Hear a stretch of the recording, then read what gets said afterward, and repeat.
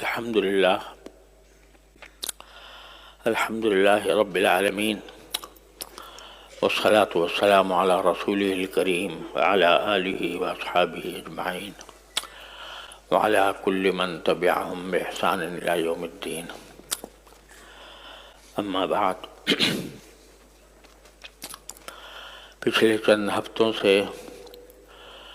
میں قرآن کریم کی ایک آیت پر بات کر رہا ہوں جو سورہ مائدہ کی آیت ہے، اور اس میں ایک مختصر لیکن نہایت جامع پیغام اللہ تبارک و تعالیٰ نے ہم سب کو دیا ہے، اور وہ پیغام یہ ہے کہ یا ایھا الذین آمنوا علیکم انفسکم، اے ایمان والو تم خود اپنی خبر لو، اپنی فکر کرو، یعنی دوسروں کے اوپر تنقید کرنے کے مشغلے کو چھوڑو اور خود اپنے اوپر تنقید کرو، اپنے حال پر غور کرو کہ تمہیں بھی ایک دن دنیا سے جانا ہے، اللہ جل جلالہ کے حضور اپنے ہر قول و فعل کا جواب دینا ہے، تو دوسروں کے اوپر تنقید کرنے کے بجائے اپنی فکر کرو کہ آخرت میں میرا کیا انجام ہوگا۔ اپنے حالات کا جائزہ لو اور حالات کا جائزہ لے کر دیکھو کہ کہاں تم سے کوتاہی ہو رہی ہے، کہاں تم سے غلطی ہو رہی ہے، کہاں تم نبی کریم صلی اللہ علیہ وسلم کی تعلیمات کے خلاف کوئی کام کر رہے ہو، اس کو غور کر کے اس کمی کو یا اس کمزوری کو دور کرو، کیونکہ دوسرے لوگ اگر کسی غلط راستے پر ہیں تو وہ تمہیں کوئی نقصان نہیں پہنچا سکیں گے، لا یضرکم من ضل اذا اہتدیتم۔ تو اس سلسلے میں یہ عرض کرتا رہا ہوں کہ ہر انسان اگر اپنی فکر کر لے اور اپنے آپ کو دین کے سانچے میں ڈھالنے کی فکر میں لگ جائے تو اسی طرح رفتہ رفتہ معاشرہ درست ہو سکتا ہے۔ تو ہمارے اندر بعض اوقات ہمیں ایک خیال ہوتا ہے کہ الحمدللہ ہمیں نمازیں پڑھنے کی توفیق ہو جاتی ہے، ہم 5 وقت کی نمازیں پڑھتے ہیں، اول تو اس میں بھی کوتاہیاں ہوتی ہیں،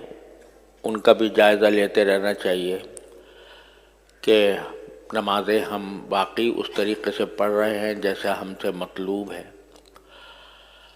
قرآن کریم نے فرمایا کہ نماز کے اندر خشوع ہونا چاہیے، تو کیا واقعی ہماری نمازوں میں خشوع ہے یا نہیں ہے، اس کی فکر کرنی چاہیے۔ اگر نہیں ہے تو اس کو حاصل کرنے کی طرف لگ جانا چاہیے۔ لیکن اللہ تعالیٰ کا شکر ہے کہ جیسے تیسے نمازیں ادا ہو جاتی ہیں۔ رمضان آتا ہے تو ہم روزہ رکھ لیتے ہیں، حج کی طاقت ہوتی ہے تو حج بھی کر لیتے ہیں،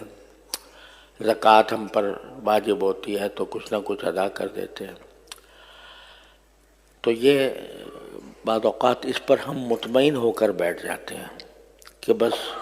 ہم نے جو فرائض ہیں پورے وہ کر لیے، اب اس کے بعد ہماری کوئی ذمہ داری نہیں رہی۔ لیکن جیسا میں نے ابھی عرض کیا کہ باوجود ان تمام باتوں کے اس پر اللہ کا شکر بھی ادا کرنا چاہیے کہ اللہ تعالیٰ نے ہمیں توفیق دے دی ہے، لیکن بے شمار دین کے شعبے ایسے ہیں جن سے بے پرواہی عام ہو گئی ہے، اور اس کی وجہ سے معاشرے میں فساد پیدا ہو رہا ہے۔ آج میں اس میں سے ایک پہلو کا میں ذکر کرتا ہوں پہلے،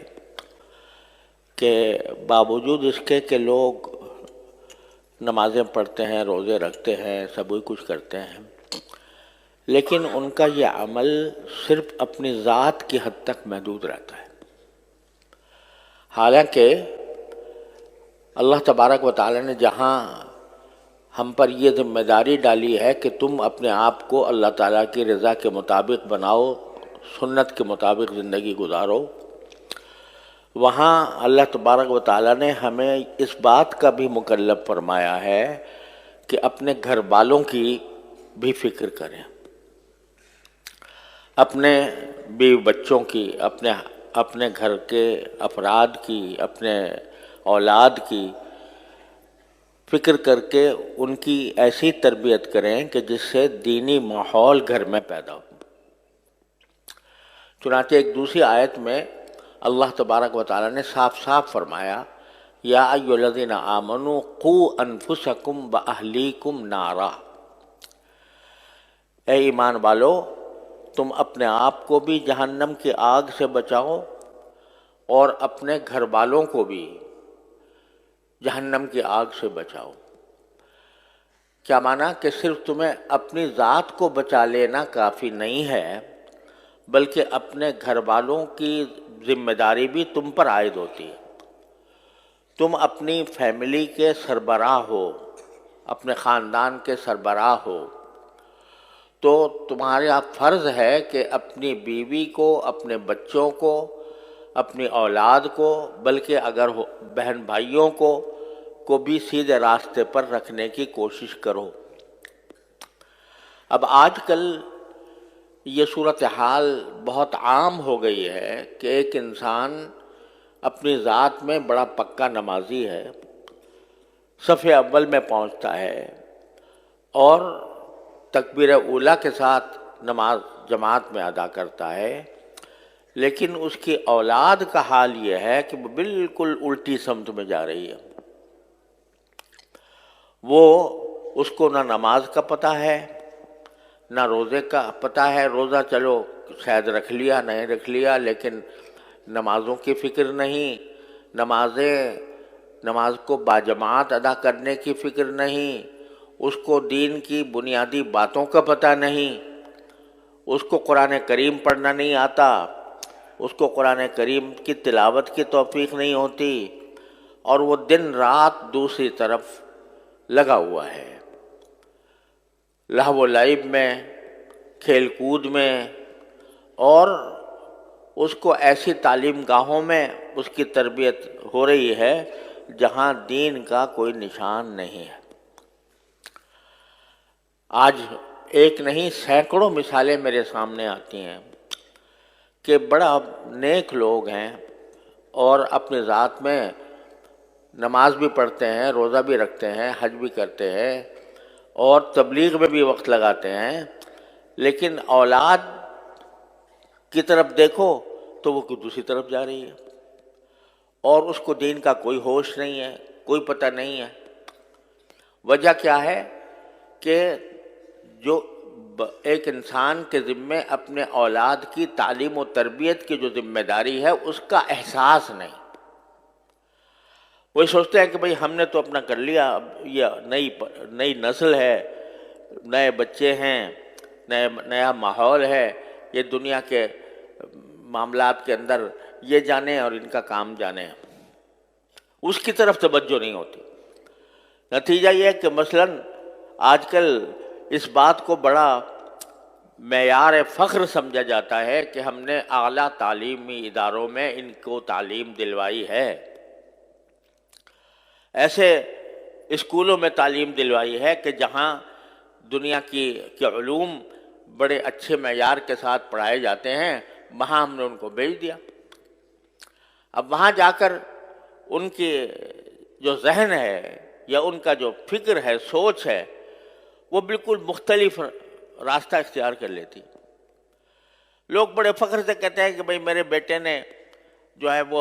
فلاں ڈگری حاصل کی ہے، اس کے اندر نمایاں پوزیشن لی ہے،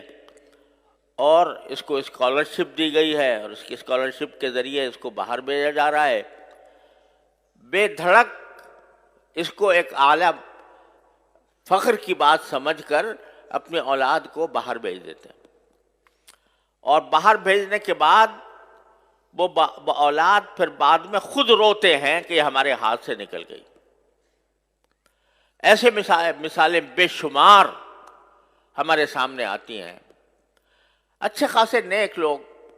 اور بس اس لیے اس فکر میں کہ ان کو بہت اعلیٰ ڈگری مل جائے گی تو ان کو بڑی اعلیٰ ملازمتیں ملیں گی، بڑا ان کا اعلیٰ روزگار ہو جائے گا، اس کی فکر میں انہوں نے ان کو باہر بھیج دیا۔ اور باہر حیرانی ہوتی ہے کہ تہجد گزار لوگ صرف لڑکوں کو نہیں، اپنی بیٹیوں کو تنہا بھیج دیتے ہیں دوسرے علاقے میں، دوسرے ممالک کے اندر، اور وہاں جا کر وہ بیٹی الگ رہتی ہے، تنہا رہتی ہے، تنہا تعلیم حاصل کرتی ہے، اور بعد میں پھر جب کہا جائے کہ بھئی یہ بیٹی کہاں گئی تو رونا روتے ہیں کہ جی اب کیا کریں، ہمارے ہاتھ سے نکل گئی، ہمارے اختیار سے باہر ہو گئی۔ ایسے بھی ہیں کہ جو کہیں باہر نہیں بھیجتے لیکن دنیا کے اندر رہتے ہوئے بھی یہ اس بات کی کبھی فکر نہیں ہوتی کہ اپنی اولاد کو کی تربیت کا کوئی اہتمام کریں۔ ایسے اسکولوں میں پڑھ رہی ہے اولاد جہاں دین کا نام و نشان نہیں، ایک مشکل سے ایک اسلامیات کا گھنٹہ ہوتا ہے، وہ بھی اسلامیات کے گھنٹے میں کوئی نہ ان کو یہ پتہ چلتا ہے کہ وضو کب کرنا چاہیے، کیسے کرنا چاہیے، نہ ان کو یہ پتہ چلتا ہے کہ نماز کے کیا طریقے ہوتے ہیں، نہ ان کو قرآن کریم پڑھنا آتا ہے، نہ ان کو دین کے بنیادی احکام کا علم ہوتا ہے۔ اس کی وجہ سے اولاد جو ہے وہ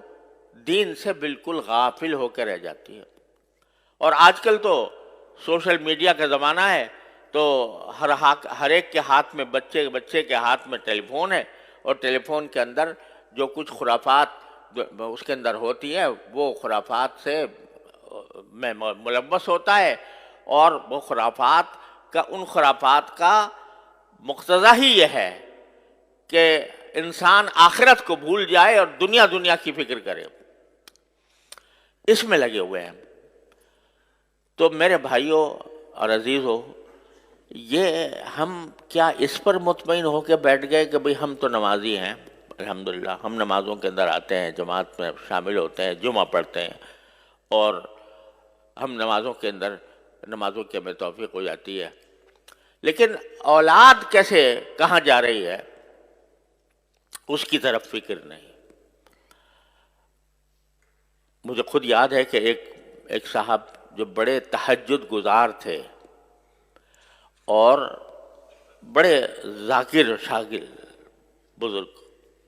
بزرگ آدمی، اپنے ایک بیٹے کا تعارف کر رہے تھے، کہتے جی میرا بیٹا ہے، اس نے دیکھو ماشاءاللہ اتنی ڈگریاں حاصل کی ہیں، اور اس نے فلاں معاملات میں اس نے پوزیشنیں لی ہیں، اور یہ بہت اعلیٰ ملازمت پر بھی لگ گیا ہے، یہ ساری اس کے اندر خوبیاں ہیں، البتہ ذرا تھوڑا سا بے دین ہو گیا، کیا مانا کہ یہ ساری باتیں تو بہت اعلیٰ درجے کی ہیں، لیکن ایک چھوٹی سی خرابی ہے کہ بے دین ہو گیا، العیاذ باللہ العلی العظیم۔ گویا بے دین ہونا یہ کوئی ایسی معمولی سی بات ہے جیسے کوئی آدمی یہ کہے کہ بھئی اس کے اندر ساری خوبیاں ہیں لیکن چھوٹی سی ایک بات ہے مکروہ درجے کی، معمولی سی، وہ یہ کہ بے دین ہو گیا۔ خدا کے بندے، اس کی مثال ایسی ہے جیسے ایک مشہور ہے کہ ایک حکیم صاحب علاج کیا کرتے تھے کسی کا، تو وہ علاج میں اس کے کبھی کوئی تکلیف پیدا ہو جاتی تھی، کبھی کوئی تکلیف پیدا ہو جاتی تھی، کوئی اس کو دست آ جاتے تھے کچھ، تو حکیم صاحب کہا کرتے تھے کہ اچھا کرو، نکل رہا ہے دست، جو مادہ ہے وہ سب باہر جا رہا ہے، کوئی فکر نہ کرو، ٹھیک ٹھاک ہو جائے گا۔ یہاں تک کہ ایک دن وہ بیچارہ دنیا سے رخصت ہو گیا، تو حکیم صاحب نے کہا کہ جی اور تو ساری باتیں ٹھیک ہیں، اس کا سارا نظام درست ہے، پیٹ بھی صحیح ہے، گردہ بھی صحیح ہے، بس ذرا سی روح نکل گئی ہے، تو یہ اسی طرح کہہ رہے ہیں کہ بھائی بہت اعلیٰ اس نے مقامات حاصل کر لیے ہیں، ڈگریاں اس کو مل گئی ہیں، اعلیٰ ملازمتیں اس نے حاصل کر لی ہیں، بس ذرا سا بے دین ہو گیا، العیاذ باللہ العلی العظیم۔ یہاں تک نوبت پہنچ گئی ہے کہ اس کی طرف فکر ہی نہیں کہ دین کا کوئی دین کی معلومات سے اگر وہ خالی ہے، دین پر عمل سے خالی ہے، تو گویا کوئی ایسی تشویشناک بات نہیں ہے، چونکہ اس نے بڑے اعلیٰ منصب حاصل کر لیا۔ یہ بے فکری جو ہے، قرآن یہ کہتے ہیں علیکم انفسکم، اپنا جائزہ لے کے دیکھو۔ تو اپنا جب جائزہ لوگے تو تمہارے ذمے جو فرائض عائد ہیں ان میں بہت بڑا فریضہ تمہاری اولاد کا ہے کہ تمہاری اولاد وہ صحیح راستے پر چلے،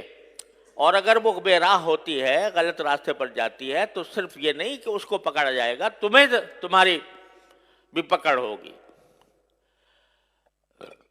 بعض لوگ مثال یہ دیتے ہیں کہ بھئی کیا کریں، اولاد تو ہمارے قبضے میں ہے نہیں، حضرت نوح علیہ السلام کا بیٹا بھی کافر ہو گیا تھا، لہذا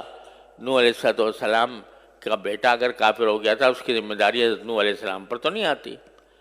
تو ہم بھی اگر، ہمارا بیٹا بھی اگر، ہماری اولاد بھی اگر غلط راستے پر جا رہی ہے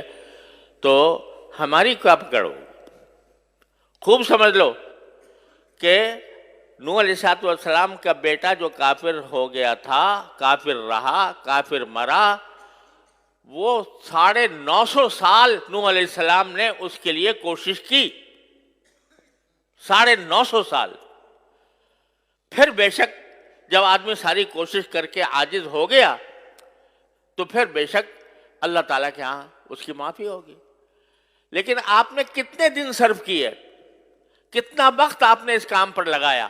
کہ اپنی اولاد کو صحیح راستے پر رکھیں؟ آپ نے اس کو تعلیم ایسی دلوائی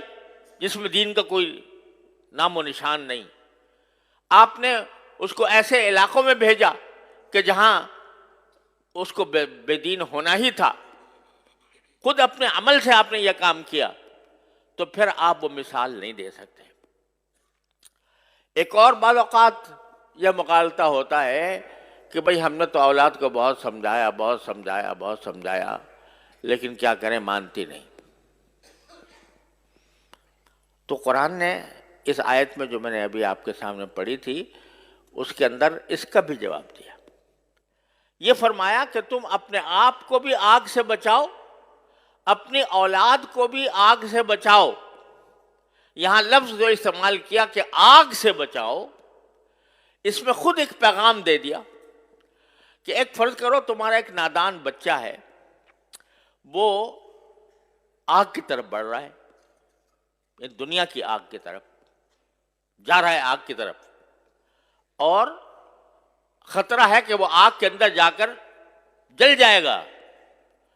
تو کیا تم صرف زبانی فہمائش پر اکتفا کرو گے؟ یعنی صرف اس بات پر اکتفا کرو گے کہ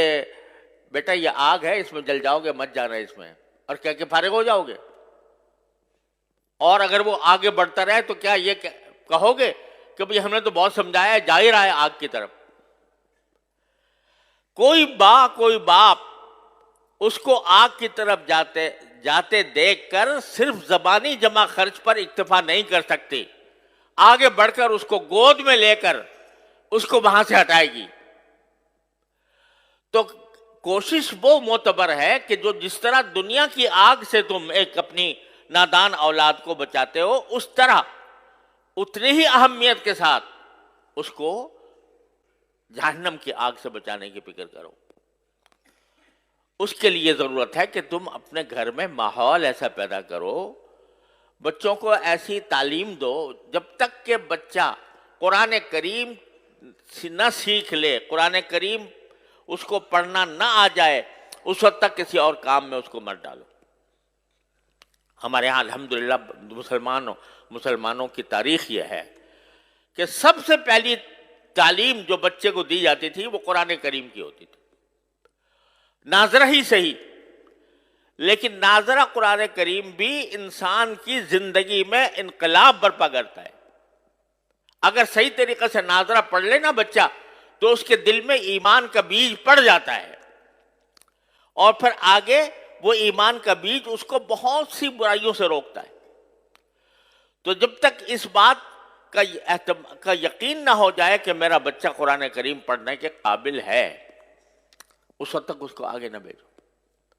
اب ہمارے ہاں وزیر تک بن گئے ہیں لوگ، اور جب ان سے کہا گیا قل اللہ پڑھ لو تو قل اللہ پڑھنے نہیں آ رہا، تو وہ در حقیقت یہ اس لیے کہ ہم نے ہمارے ذہن سے دین کی تعلیم و تربیت کی اہمیت ہی ختم ہو گئی. ہمارے دل میں اس کی اہمیت ہی نہیں ہے کہ ہمارا بچہ جو ہے وہ دین کی معلومات، دین کا علم حاصل کرے. نہ صحیح، ٹھیک ہے، ہم نے یہ نہیں کہتے کہ آپ ہر ایک کو عالم دین بناؤ، ہر ایک کا عالم دین بننا بھی فرض نہیں ہے کہ آپ پورا درس نظامی پڑھاؤ 8 سال تک. لیکن اگر کم از کم جو انسان کے ذمے فرض عین ہے اس کا علم تو بچے کو ہر حال میں ہونا چاہیے. اور اس کے لیے کسی ایسی درسگاہ، الحمدللہ اب ایسی درسگاہیں موجود ہیں جس میں جو دنیاوی تعلیم کہلاتی ہے وہ بھی الحمدللہ اس میں پڑھائی جاتی ہے، اور اس کے ساتھ ساتھ اس کو مسلمان بنانے کی بھی فکر ہوتی ہے، اس کو دینی معلومات بھی فراہم کی جاتی ہے. ایسی درسگاہوں کے اندر اس کو بھیجو. جب تم خود ایسے درسگاہوں میں بھیج دو گے جہاں پر الحاد اور بے دینی کا چرچا ہے تو پھر وہ اس کی ذمہ داری تمہارے اوپر عائد ہوتی ہے کہ تم نے ایسی جگہ بھیجا کیوں. اور دوسری بات یہ کہ اگر فرض کرو کہ کوئی بچہ آپ نے کسی درسگاہ میں بھیجا، کسی اسکول میں بھیجا، وہاں پر دین کی معلومات اس کو حاصل نہیں ہو رہی، دین کا علم اس کو حاصل نہیں ہو رہا، تو کم از کم اتنا تو کر لو کہ اپنے گھروں کے اندر تھوڑا سا وقت اپنے بچوں کے ساتھ ایسا نکالو جس میں کچھ دین کی معلومات بچوں کو فراہم کی جائیں. کم از کم سیرت طیبہ، نبی کریم سرور عالم صلی اللہ علیہ وسلم کی سیرت طیبہ سب مل کر گھر والے بیٹھ کر تھوڑا سا وقت نکال کر اس میں پڑھیں. اس سیرت طیبہ میں نبی کریم صلی اللہ علیہ وسلم کے حالات زندگی بھی ہیں، اس میں نبی کریم صلی اللہ علیہ وسلم کے اخلاق بھی ہیں، آپ کی معاشرت بھی ہے، آپ کے سکھائے ہوئے آداب بھی ہیں. وہ سارے کے سارے اکٹھے بیٹھ کر پڑھیں. اس میں کیا مشکل کام ہے؟ رات کو تھوڑا سا وقت سونے سے پہلے اپنے سارے بچوں کو جمع کر کے اور اس میں خود نبی کریم صلی اللہ علیہ وسلم کی سیرت طیبہ کی کوئی کتاب پڑھ لو سب بیٹھ کے،